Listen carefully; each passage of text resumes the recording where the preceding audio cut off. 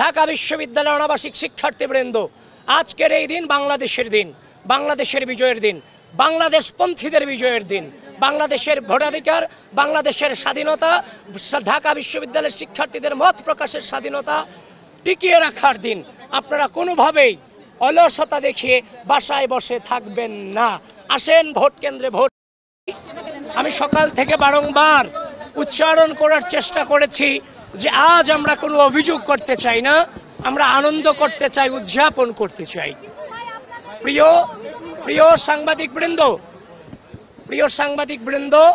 ইতিমধ্যেই রোকেয়া হল সম্পর্কে একটা ঘোরতর অভিযোগ আমাদের কাছে এসেছে এবং আমি রোকেয়া হলের ভিতরে চিফ রিটার্নিং অফিসার কর্মকর্তার অনুমতি নিয়ে প্রবেশ করেছি এবং সেই ঘটনার সত্যতা আমি পেয়েছি।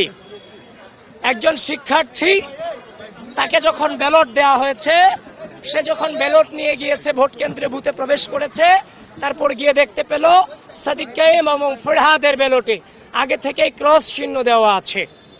তো সুতরাং যেটা বর্তমান নতুন বাংলাদেশের রাজনৈতিক পরিপ্রেক্ষিতে যেটা অশনি সংকেত, আমি দ্রুত ভোট কেন্দ্রে প্রবেশ করেছি, ম্যাডামদের সাথে কথা বলেছি, তারাও বলেছে এটা কিভাবে হয়েছে তারা জানেন না।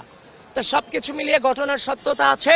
আপনারা প্রপার ইনভেস্টিগেশন আপনারা আপনাদের জায়গা থেকে করবেন এবং অনাবাসিক শিক্ষার্থীদেরকে আহ্বান করছি, প্রিয় ঢাকা বিশ্ববিদ্যালয়ের শিক্ষার্থীবৃন্দ, বাংলাদেশের স্বাধীনতা, বাংলাদেশের সার্বভৌমত্ব, এই বিশ্ববিদ্যালয়ের শিক্ষার্থীদের মানবাধিকার এবং এই বিশ্ববিদ্যালয়ের শিক্ষার্থীদের মত প্রকাশের স্বাধীনতাকে যেন কেউ মত প্রকাশের স্বাধীনতাকে অক্ষুণ্ণ রাখতে আপনাদের স্বতঃস্ফূর্ত উপস্থিতি একান্তই কাম্য।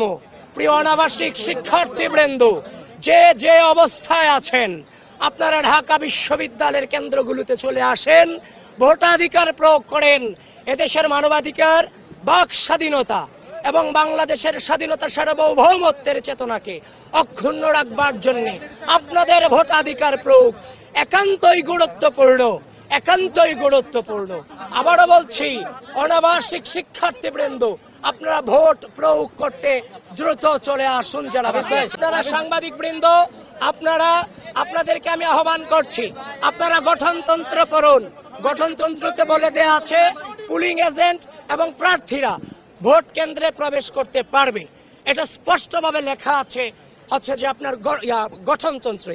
ইতিমধ্যেই কিন্তু এটা ফেসবুকে প্রচারও হয়েছে, সেই গঠনতন্ত্রের ছবি, 2025 সালের গঠনতন্ত্রের ছবি।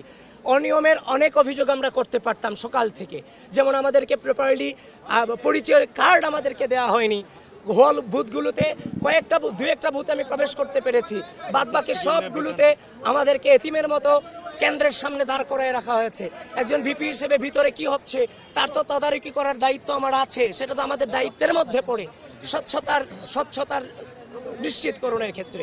তো সুতরাং যারা আমার বিরুদ্ধে এই ধরনের অভিযোগ করেছে এবং যারাই যে গঠনতন্ত্র না পড়ে এই সংবাদটা যারা ঢালাওভাবে প্রচার করেছেন, আমি আপনাদের আহ্বান করব, এই জুলুমগুলা করা উচিত নয়। কারণ যখন আপনি এগুলো করে ফেলেন, এগুলোর ক্লারিফিকেশন দেওয়ার পর আগেই চরিত্র হনন করে ফেলা হয়। সুতরাং এখনো পর্যন্ত সজ্ঞানে এই নির্বাচনকে সর্বোচ্চ সহযোগিতা করে যাচ্ছি।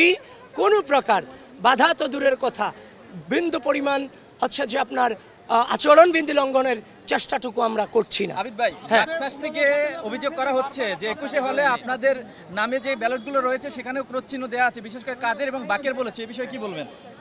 সেটা সম্পর্কে এখনো পর্যন্ত 21 হল দিকে যায়নি এবং সে খবরটা আমার কাছে আসেনি। ইতিমধ্যেই রোকেয়া হল সম্পর্কে যেটা দেখেছি সেটা সম্পর্কে মন্তব্য করছি। একটু পরে আমি ভোটাধিকার প্রয়োগ করতে যাব উদয়ন স্কুলে, সেখানে ওই সম্পর্কে আমাকে জানতে হবে, তারপর আমি মন্তব্য করতে পারবো। এর আগে আমার মন্তব্য করা সম্ভব নয়। আমি আবারও